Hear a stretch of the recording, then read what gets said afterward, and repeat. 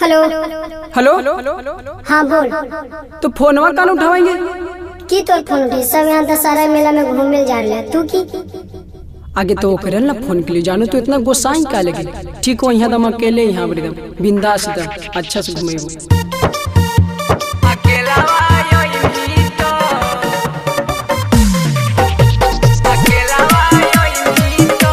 Shivangi recording studio Rajgir.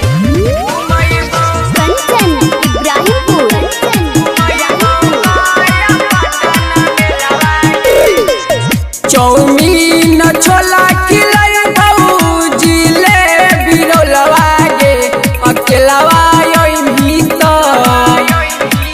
Chowmein chhola खिलाई भौजी ले बिरौलवा गे अकेलावा योई तो।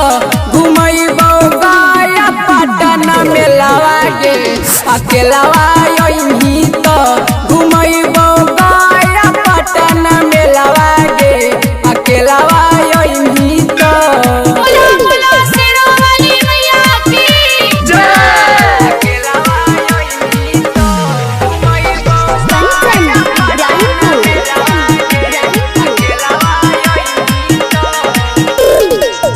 साथे घुमैबो भिड़वा रही ठेलम ठेलवा गे अकेलावा योई तो।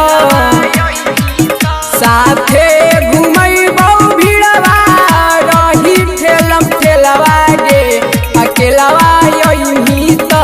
घुमैबो लंका दहन के मेलावा गे अकेलावा योई तो। घुमैबो लंका दहन के मेलावा गे अकेलावा योई तो। चल गे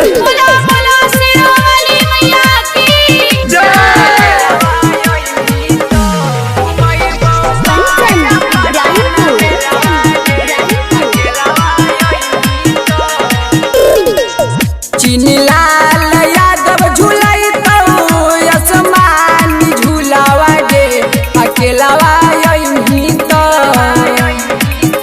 अभिषेक सनिया झूलाई तो आसमानी झूलावा गे अकेलावा योई तो।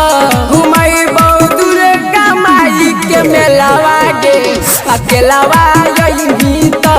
घुमैबो दशहरा के मेलावा अकेलावा योई तो। समझनी चौमीन छोला खिलाई भौजी ले बिरौलवा गे अकेलावा योई तो।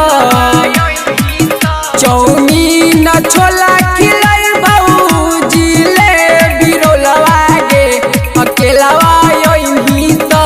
घुमैबो गया पटना मेलावा गे अकेलावा योई तो। घुमैबो गया पटना मेलावा गे अकेलावा योई तो। Shivangi recording studio Rajgir.